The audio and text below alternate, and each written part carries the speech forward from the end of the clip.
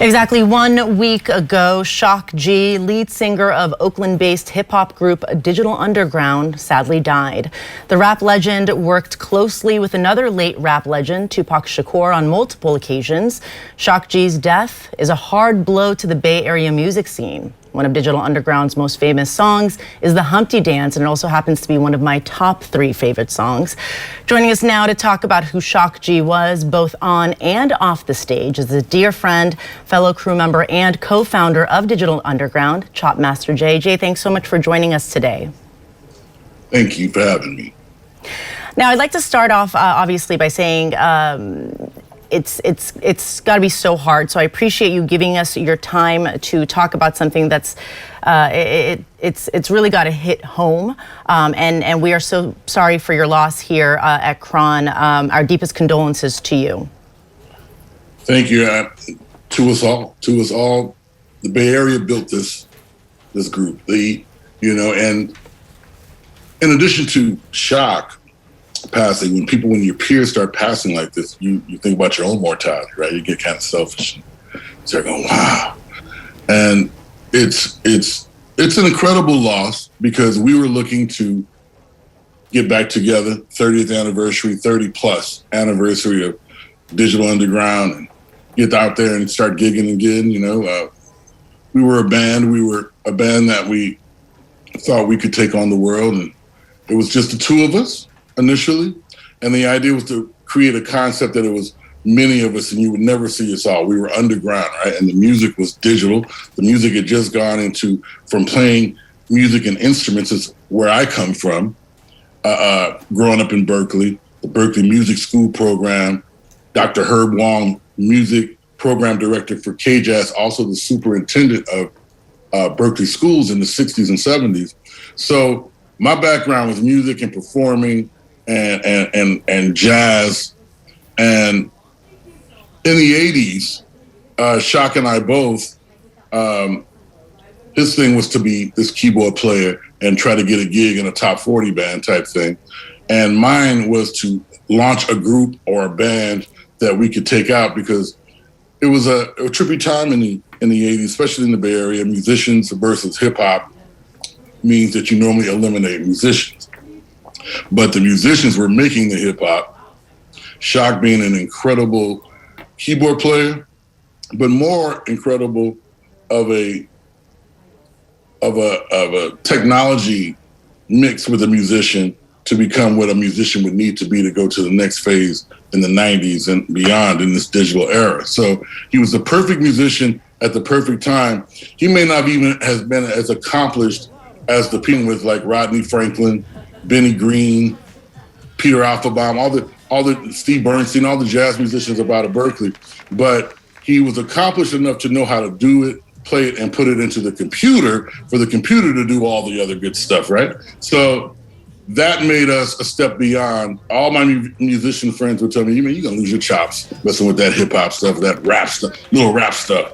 But I felt and knew that would be the best thing to do at that time, being innovative and step into the next phase.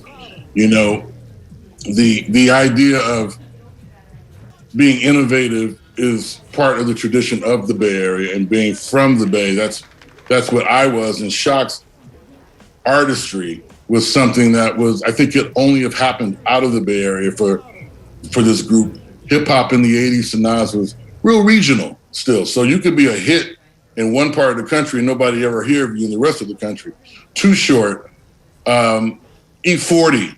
These brothers launched the Bay Area scene, which eventually ended up launching the whole Southern rap music scene. Hammer. Hammer's music wasn't necessarily regional because his skill set for performing and entertaining made it international. And that was the same with Digital Underground. When we hit the scene, it was national immediately. It didn't have, because we didn't grow up in the same neighborhood like most hip hop groups. The same neighborhood, grow up together and do this. We were a hodgepodge of dudes.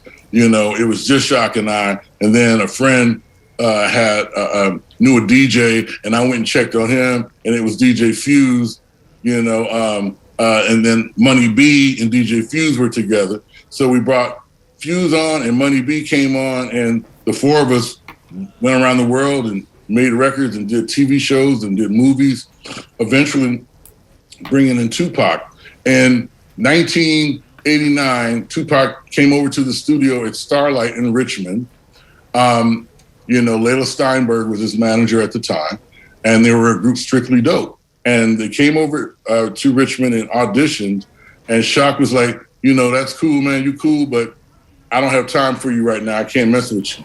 And so Tupac literally almost started crying right then and there. And, our manager at the time asked if I would do it and take it on. So I took Tupac and Strictly Dope. We went in the studio and we cut some tracks and stuff. And after we got back, Digital Underground got back from Europe and we came, Strictly Dope had broken up. Tupac somehow was at our band house over in West Oakland. And after just leaving Europe in the winter of '89, and I mean when I say winter, I'm a Berkeley boy, and I never seen that kind of snow. But the idea was, I said, when we go on tour with Big Daddy Kane in the spring, I'm going to need a roadie. And so they said, okay. So Tupac became my roadie, and they said because we're not going to get you an extra room, he's going to be your roommate. So I had the task of having a roadie that became my responsibility. Wow. But nonetheless, when we were out on the road, he showed up to be more than a roadie. He would be the guy that while we would go back to a hotel, so now after the concert, we would be in the lobby. Shock would sit at the piano, start playing the piano. I would start beatboxing, on the piano. And Queen Latifah, MC Light, Big Daddy Kane, MC Search would stand around the piano freestyling. And Tupac, who should be over where the other roadies are, is standing there with the headliners, right? And so everybody's freestyling around the piano, and Tupac jumps in there and he freestyles. And when he does it, he's better than all the people that are headlining the tour. So now, and he looks around with this surprise and this gaze in his eye, and everybody's looking, and Shock knew at that time it was time to put him on record and get him down with us too. So it was a beautiful thing. It was a beautiful time. Hip hop was in its growing phases. There weren't a hip hop band. The Roots have gone on to be incredible, but and 40 and Too Short went on to national craze and still doing this thing. And I really am sad that we're not going to get to continue to do our thing as Digital Underground, but we did and had been working on the next generation of Digital Underground, and that would be Dung, right? D-U-N-G, and which is it's the art of being the bleep without bleeping on anyone. Dung. Anyway, so the idea is that with Shock G, Humpty Hump, it's funny because in this scenario, when we talk about the different roles that we played, growing up, I used to always love the circus, but P.T. Barnum is who I am in this whole scenario. And you would have different star performers in the Barnum Circus when they came around. And Shock is the star performer of the Underground and the co-creator of it.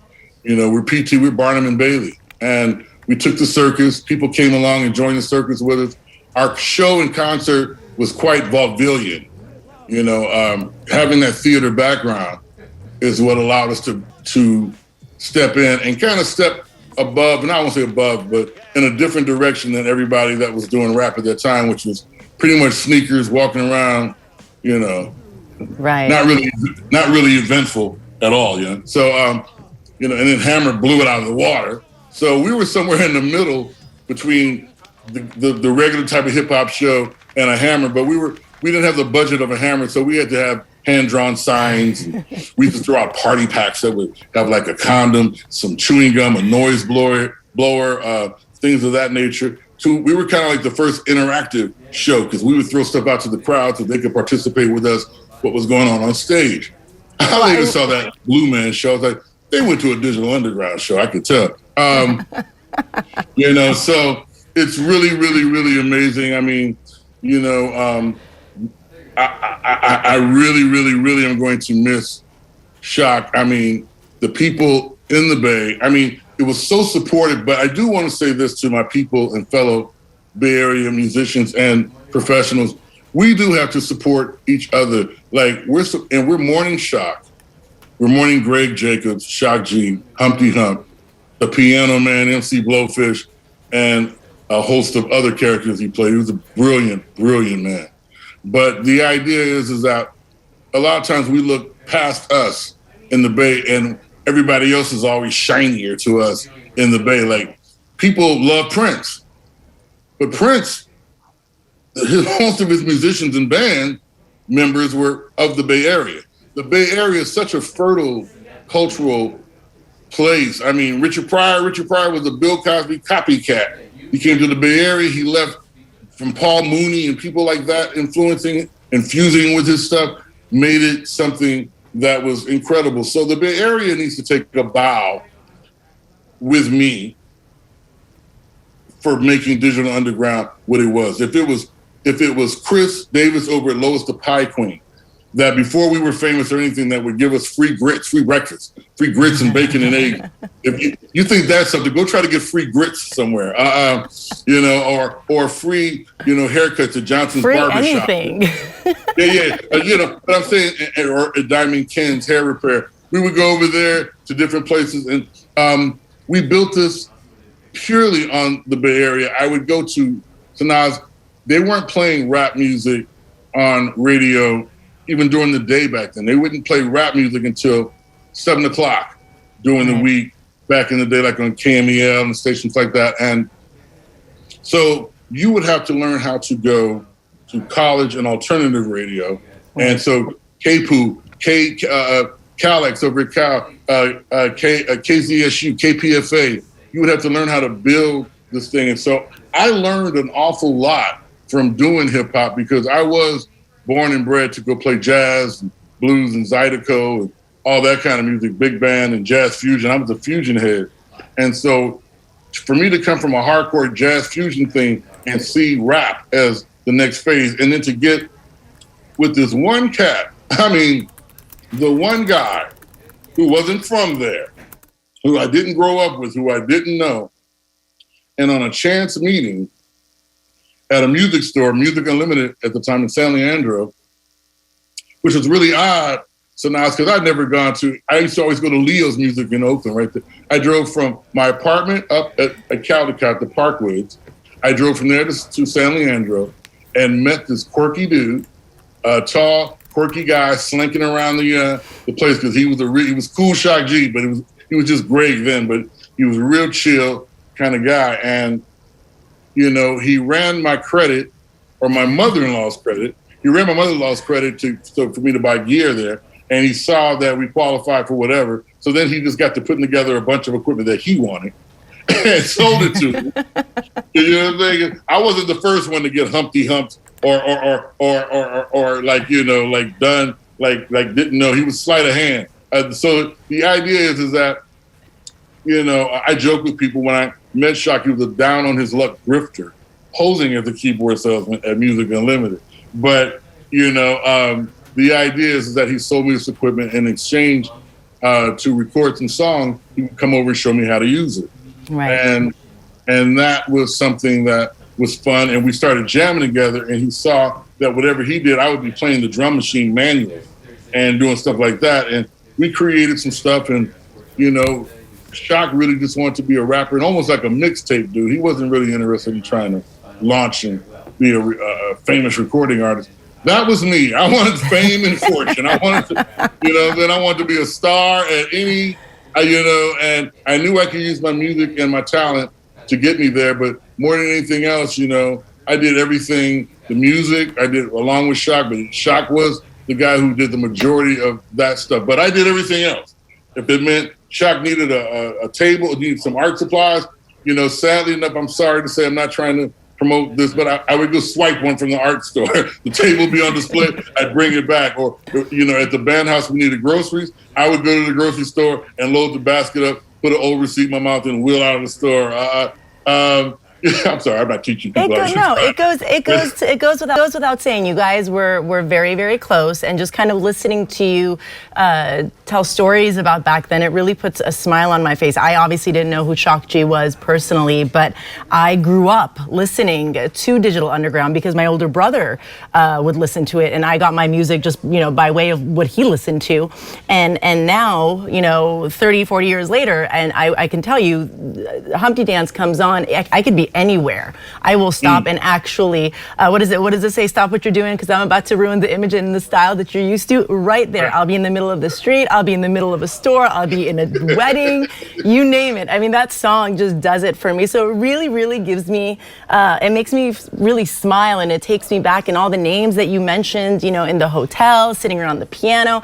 It's I don't have to be living in it to really feel what you and Shock had back then. And despite, you know, not being the MC Hammer or the glitz and glam performers, you guys still obviously had a very, very large impact. Music runs deep here in the Bay Area. The Bay Area runs deep through the veins of many, many hip hop and rap artists. So it's all very, very ingrained in one another. So it's just, you know, it's so sad that he passed, but hearing all of these stories, it really gives myself and our viewers a more comprehensive view of who Shock G was. I mean, we're showing video of him jumping around on stage with his hat and this big smile and the glasses and the nose. I mean, this is not, I don't know who can watch this and not start smiling and dancing, but is this who he was both on and off stage? You know, on stage, he turned on that persona. Shock and I were the yin and yang because I grew up Muhammad Ali, Don King. You know, it's about promotion. You know, I was Twitter, I was Instagram, I was all that stuff. I went around and did all that. Shock was a real chilled guy. And the real being the real cool dude, the Humpty character was really kind of created out of necessity to be overt and to come out of his shell because, you know, a lot of times some of us are naturally that way. Some of us have to become a character to do that. And when he did that, he was the damn fool, right? He was the party. He was the guy. And you want to hang out with him because, you know, and it also kind of was a play on bullying and people with low self-esteem about stuff because he felt like being funny looking and this, that, and the other, that people should understand and love how they are, what they look like, and all the rest of it. So once again, here comes that Bay Area thing, right? Complexities of the art versus the message versus it's like, you know, calibrate, like education, the art, the message, the science, all that stuff came together with Digital Underground. And, you know, and Shock was definitely a cool dude off the stage and a genius. He's like a MacGyver too. He could fix everything. He could do all that, you know. And it's really something else. And I'm just so glad that I had played a part and had my hand in something that I knew I wanted to do.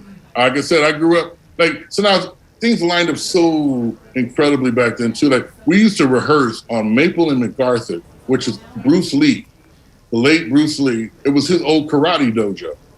And so all kind of magical, this stuff has been so magical the way a lot of this stuff happened. And, you know, and it's just amazing how we can continue to grow. I mean, with the Bay Area, like we talked about hip hop and how it's fused and everything, but, you know, like you said, it's a great jazz history there. You got Johnny Otis with the hand jive, the first rhythm and blues hit in 1961. You got Ginsberg in North Beach, right? Back in the day in the beatnik thing. You have the Women's Liberation, Black Panther Party, and free speech movement of the 60s in Berkeley, which is what I grew up in.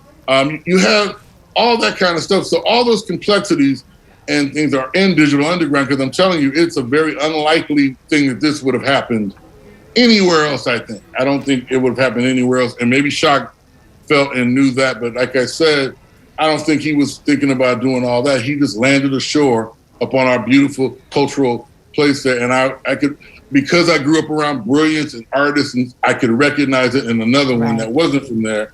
And we were able to take on the world. We shook up the world, Sanaa. We shook up the world.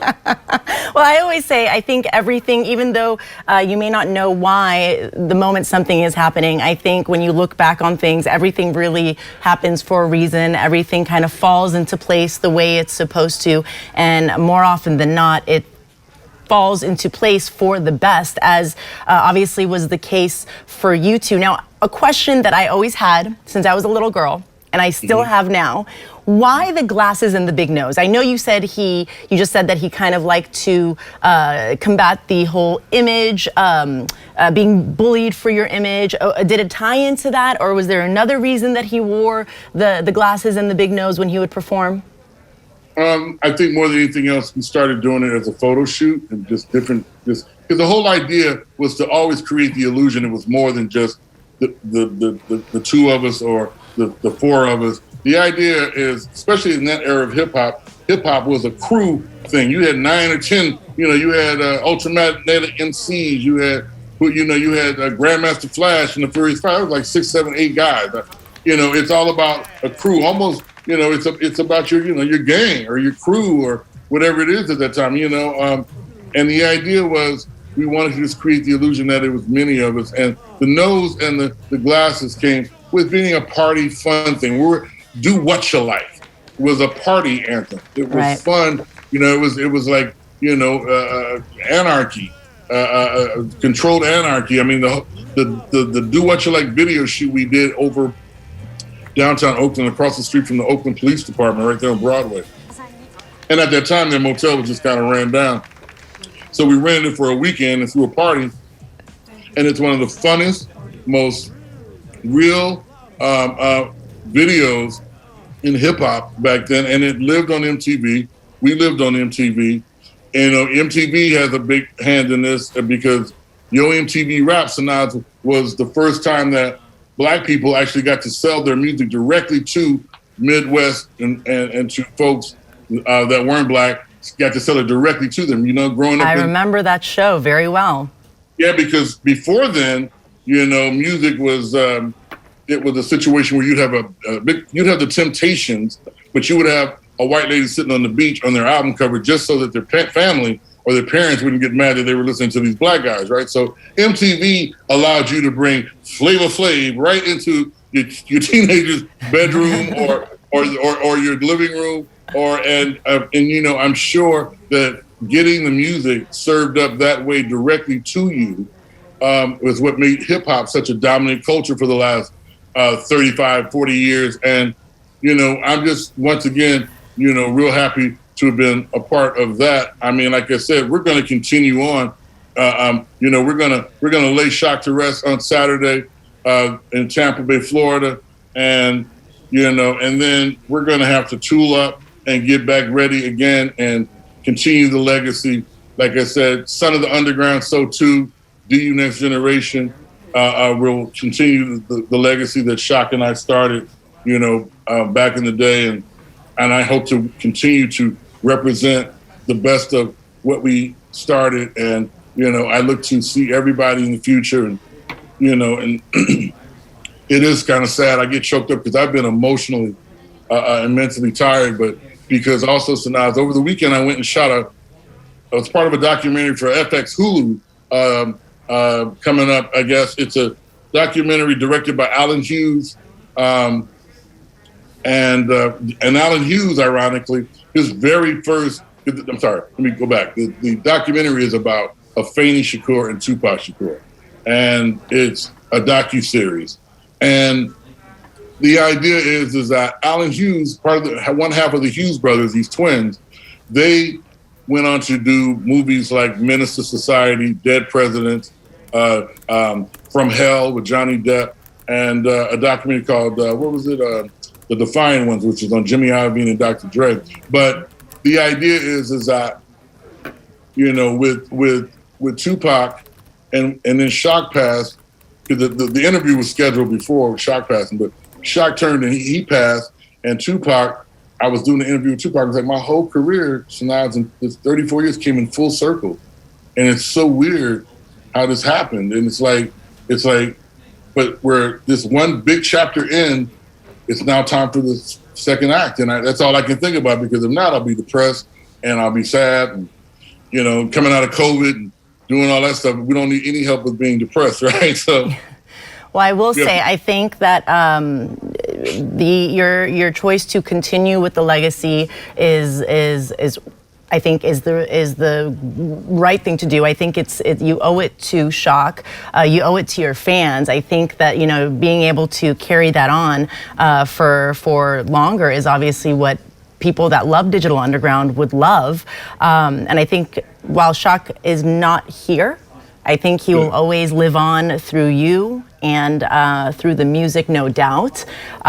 So I think that continuing on with Digital Underground is I don't think any of us would want it any other way. So I appreciate, I think I speak on behalf of all your fans, appreciate you, kind of moving forward with the legacy and taking it forward, despite Shock not physically being here, but he is obviously present in the music and present through you as well.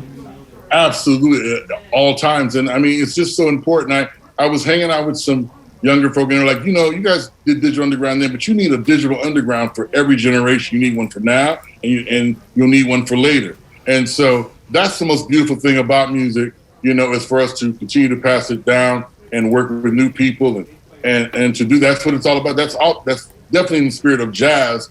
And we're jazz, we're hip hop, but it's jazz, baby. We are definitely about putting and working with others and developing the next thing. And that's what it's all about. And Shock wouldn't have it any other way, because like I said, at the end of the day, we would like to just be sitting somewhere. He'd like to be on piano, I'd be on drums. We'd be playing around midnight somewhere. It wouldn't even be it'd be either around midnight or some funky flashlight George Clinton. One or the other is what we would be playing right now. But I know it's important to pass on the culture and within the culture to keep it moving. And so we're going to have to keep it moving. We love you, Shock. We love the Bay Area for everything that you did to support us and growing. But I want us to look amongst ourselves a lot of times, acknowledge the beauty in yourselves there in Berkeley, Oakland, Richmond, Vallejo, San Francisco, and San Jose, and come together and endorse each other and continue to keep it going that way, because that's the strength and that's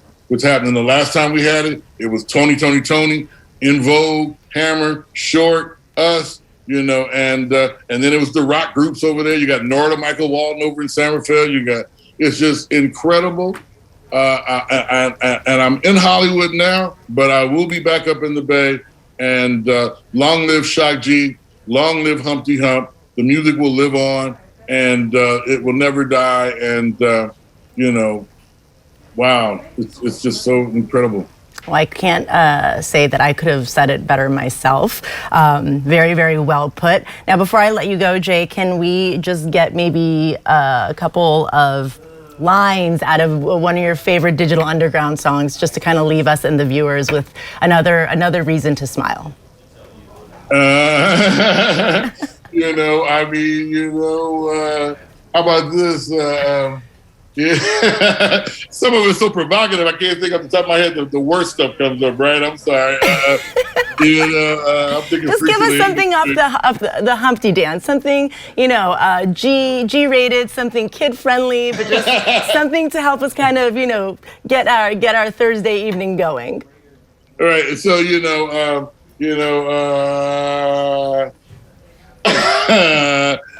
wasn't the rapper, but at the end of the day.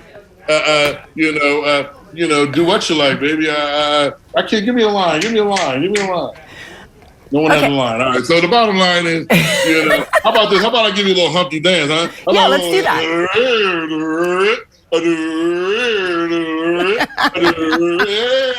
Humpty dance. Here's your chance. Yes. Down to me, baby. Jay, you are absolutely amazing. Thank you so much. Again, we send you our deepest condolences, but we really, really appreciate you taking time out to kind of share your life with Shock, share your experience with Digital Underground, and just kind of like open your heart to all of us so we really feel what you felt and know what you guys had when, back in the day when you guys performed together. Yeah, thank you. Look at this. Watch. Wait a minute. Yeah, look at that. Look at this way. Look. Who's that down there? That's Tupac. There you go. There we go. And then there's Money B. No, he's not Day that's few. But Tupac, baby, there goes Tupac. Hey. Jay, you are the best. Thank you so much for joining us today. Thank you, Sanaz. Take care.